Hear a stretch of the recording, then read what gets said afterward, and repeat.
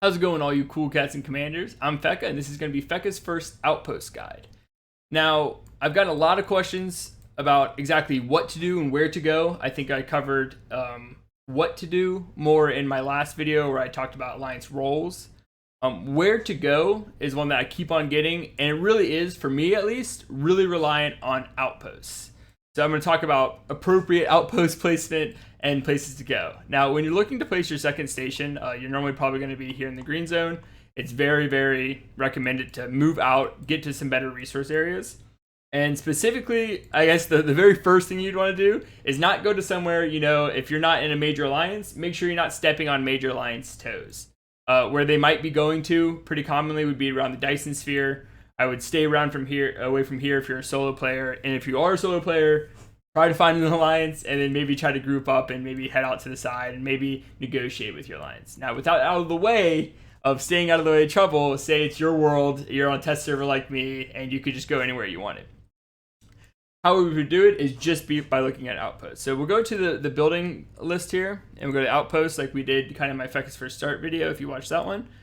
And we'll go through each of these tiers of outposts. Now, this first one is the mining facility, and this is you're going to get on every station, regardless. There's no requirements for buildings. And it's just a really good, common, solid way of getting resources. It's going to mine both regular resources and labor, and you'll see later down the road there's going to be a lot of differences. It does not harvest planets or moons.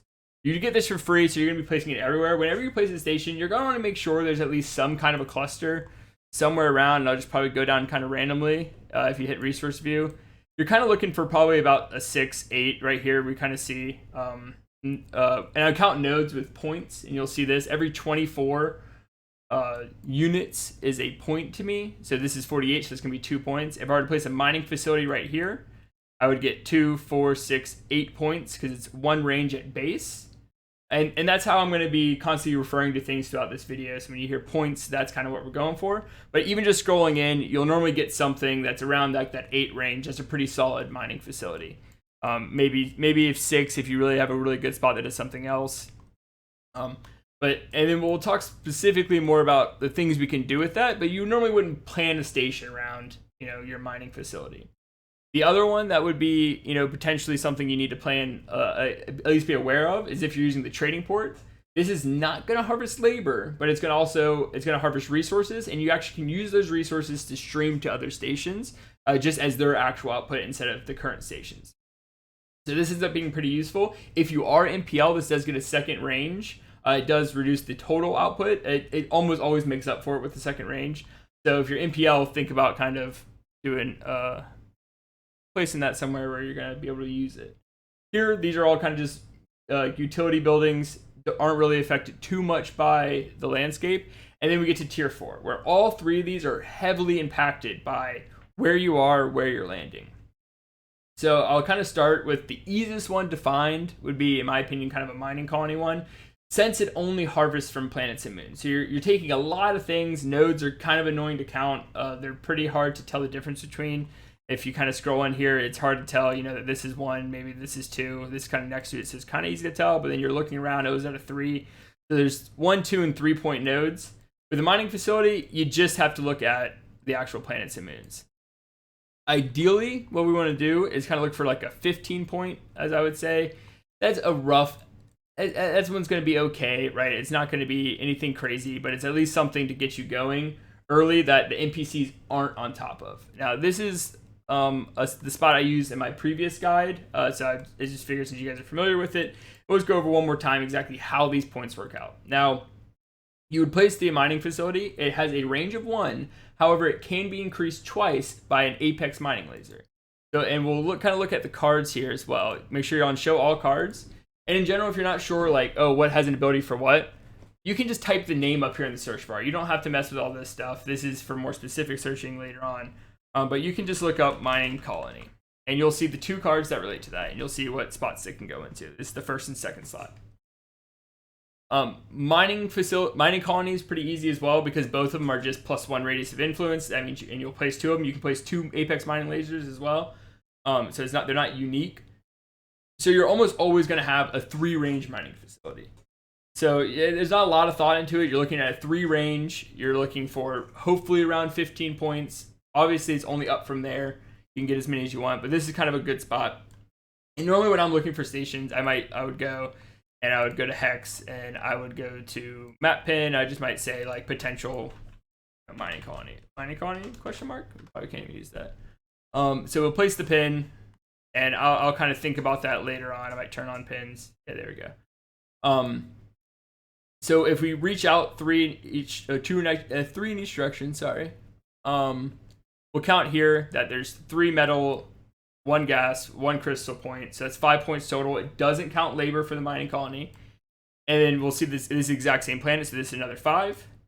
And we go over here, and this is the jungle version. So it's once again 5. So if I put a mining colony here, it would reach out and it would hit 15 points of resources. And so that's good enough for me. I could probably call that a day. A bonus part of this is the fact if you look around, there's a lot of nodes. You're going to see like, okay, I could probably get a pretty good mining facility spot, like I mentioned earlier. Trading ports, won't be too hard. Anytime you're seeing any of these bigger nodes, these 3 times, you're in a pretty good area. So this is kind of like the base of the mining colony. You're going to probably need a lot of these in this edition of the game. It seems pretty hard to have resources come by. What I'd like to move on to next would be the Hab Dome. Now, the Hab Dome is, if you're playing as a kind of a hammer roll, or if you just want to fleet up a lot of things, it's absolutely necessary, and it's really crucial to try to get good spots for this.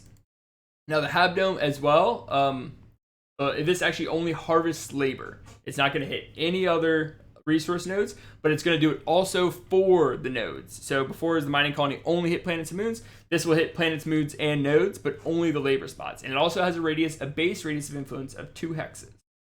Now, this has a base of 2, but if we look at the cards, and this is basically what you're going to almost always want to do. You're kind of thinking about this, see what there is. You can just type it in. Habitation Dome. There's 2 things here. Now, this one's a little bit different because you could potentially card it with plus 100% harvest yield. This means you're going to probably be doing a little bit of math, but this also means the Hab Dome could be, range 2, range 3, or range 4, just depending on how good of a spot you're going to find. Now, in general, if you're getting probably like 10 in a 2 range, that's pretty solid points, and we'll kind of go over those specifically. But we'll just kind of look over these. I'm going to hit gimme on a few of these, and I'm going to do mining colony as well. Just a gimme, just so we can go. And I'm actually going to place the station here. I'm on dev mode, so I can do it. I want to make sure that I've shown you guys kind of realistically what will be going on here. So this is just a random spot I put it in. Not much thought to that. You can probably push it around, probably get that in range, or do whatever you want to do, as long as the mining colony is in range. So then we'll go to build outpost. We need here. Create structure, build outpost. Once again, I'm on dev mode. You can't do this in the actual game. Mining colony. I have a lot of extra details, but the real thing you want to be looking at is clicking on here and adding these cards.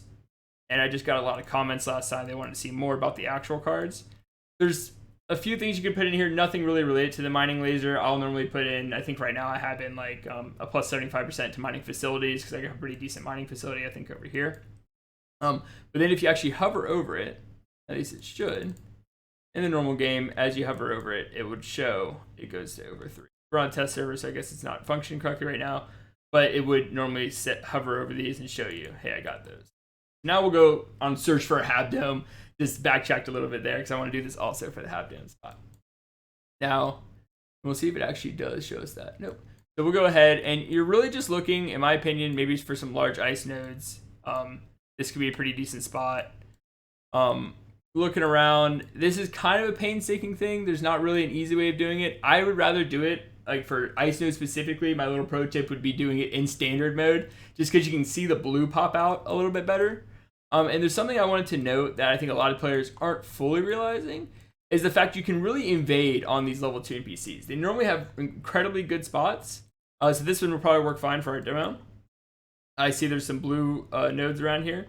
And if I go to resource view to actually check it, I'll see, yeah, this is at 72, this is at 72, this is at probably at 48, and this is also at 72. So right here in a range of 2, if I imagine I'm putting a Hab Dome here, in a range of 2, I'm already seeing 3, 6, 9, 10, 11 points of labor.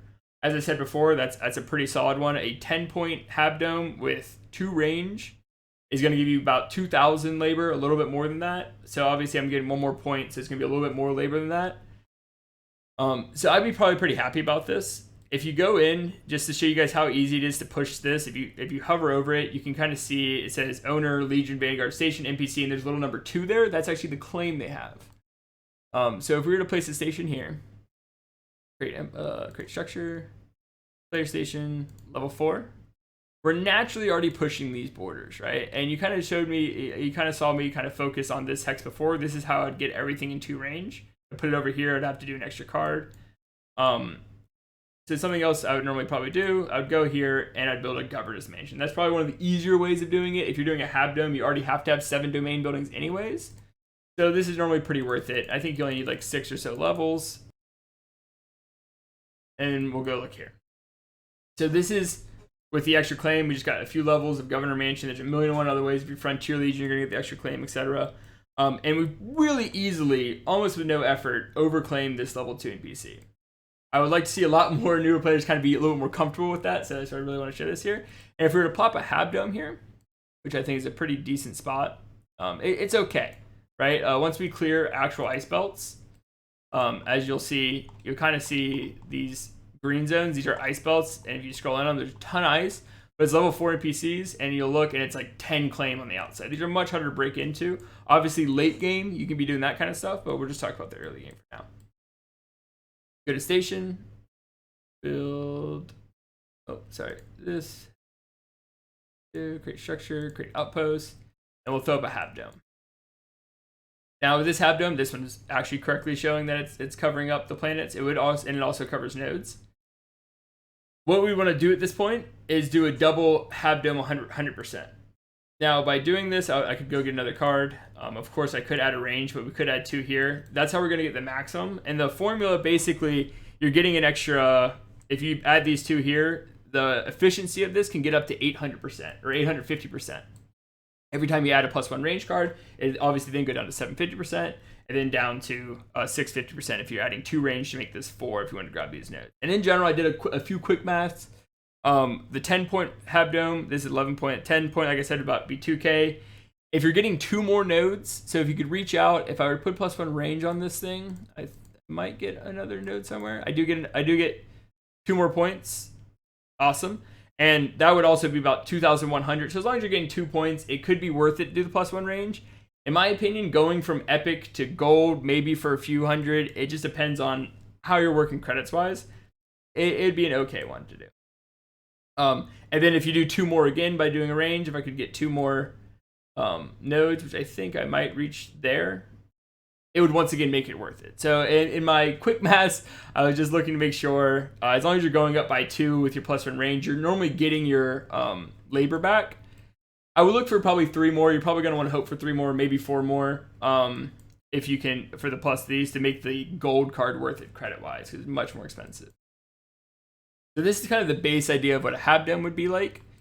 There's obviously a few buildings in each of the top tiers, which would help increase the harvest rate of each of the Hab Dome, an additional 20%. So that's how we'll get like the big numbers. It says right now it's 190%. It'd get up to 850%. Now the third one in buildings would be the, click on before here, you'll see them. The heavy ship assembly. This one, you're just looking for moons. It's so much more simple than the other ones, but it might not be what you need. So I don't think I need to fully go into this. I will for a second, just because we're on a pretty good spot. A large moon gives 3% per level. That means for every large moon, you'll get 15% production speed on heavy ships. This spot right here just so happens to be a double large moon. So as you might imagine, you actually will get the benefit. You'll go up to 30% off of production. I highly recommend maybe saving a spot like this for when you hit level 50, you'll get the capital ship assembly. And I believe that's over here in unique. And it gets the exact same bonus. This is how you're actually going to be able to create capital ships, which are probably the most important resource in the game. So really doing that, you only ever get 1. So doing that on a double large moon, if you can find maybe better than that somewhere around, I'm sure you can. That's another good spot. Now, that's a pretty quick one. But the third one I really want to mention, I don't see a lot of people doing, and I really have to thank Hohenheim for kind of pointing this one out, like absolutely, would be a double mining facility spot. Now, I wasn't a complete believer for a while there, but if you double out your mining facility, and you do that by creating an Empire Unique building, and we'll just kind of throw something over here, station, just so I can kind of show you guys. Keep doing it wrong. Create structure, player station, level 4. This is done by going, and you can do this pretty early on, unlocks an extra outpost slot that fits the tier 1 outpost. There's only one tier 1 outpost. So if you build this work shed, you can actually put up 2 mining facilities. Now, the big bonus of this is, if you go to cards, and you type in mining facility, you get 2 cards again. Now, you may see the minus 25% harvest. Really don't worry about that. It's super beneficial if you're running 2 mining facilities to really get up to 3 range. You can double this up just like you can other ones. To really maximize these locations. And I'm just going to kind of throw them, like if, I can just go ahead and throw them here. What you want to be looking for in these, and this one's a lot more tedious, is look for a 30-point spot. It takes everything, like I mentioned before, the mining facilities do. And by having 2 of these, you're really, really optimizing the amount of output you can get here. So I'll just put kind of 2 of them down here. These are pretty resource-rich areas. I did it wrong again. 2. Structure, outpost, mining facility. Awesome. And then kind of double equipping these. Now, you'll get a ton of output of these. Hohenheim was actually putting out outputs that were rivaling my mining colony. And then the really big added bonus to doing a double mining facility station is the fact that you still get your tier 4. You can still put up, a mining colony if you really wanted to, a habitation dome. Or I think what he's doing a lot of is just throwing up HSAs, being like, I don't really care about the speed bonus, and then just having this be enough resources. Now, to find one of these spots, I did know this is a pretty good spot, so we'd be getting pretty good amount of nodes. It's a lot of painstaking looking around. I would say kind of look for a lot of the large crystal fields. If you can find a few of them in one spot, you're getting pretty close to it. How we do it a lot of times, and how a lot of the players on our team will do it, is we pull a good area that we know, and we pull it up on paint, like so. I kind of have an example. This is one done by Muse. He's done a lot of really cool stuff with Hab Domes, and really helped us out. Saying this is a 1 node, this is a 2, this is a 2, adding them all up and getting his maximum amount of labor. So this is how you might do it for a Hab Dome. And then this is some stuff I was doing for the mining facilities after Hohenheim kind of sent me down the rabbit hole. And I would put a point down in the middle, like this looks pretty good. Go 3 out and dot, dot, dot, dot, dot, dot, dot, dot, dot, dot, and then count up the total amount of nodes it's touching. Now this can be extremely beneficial in 2 ways. One way being a ton of labor. I'm actually getting between my 2 mining facilities in game right now, and they're not at maximum efficiency, which is about 450%. I'm getting about 1,000 labor just from those. So playing as a hammer player, that's really nice. You can also set them up on a lot of resource nodes if you're finding a lot of resource areas, and you're getting tons of resource output. Like I said, practically rivaling each one rivaling a mining colony. Now you can only do this once because you can only do the work shed once because it's an Empire Unique building. But I definitely haven't seen enough people going for this. And I would really recommend this basically at the beginning, like your 2nd or 3rd station, pop this out. Maybe if you're keeping your green zone station, if you're keeping that around, I personally recommend doing something like an HSA, so you can make one of these your capital and send all the ships directly out here. And then probably do a mining, maybe even go straight to this. Find a spot really good nodes. Say you don't really care about the planets. If you can't find a good spot, also, a lot of people aren't looking for this right now.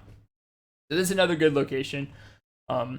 And this about sums it up. These are pretty close to the 3 stations I'm actually doing in game. Not saying they're the best by any means. It's what was available to me. It's what I'm familiar with. And it's been going pretty well so far. So these are how you generally place the outposts that matter. This is how I kind of choose my station placement as long as it's safe. And have a good one, guys.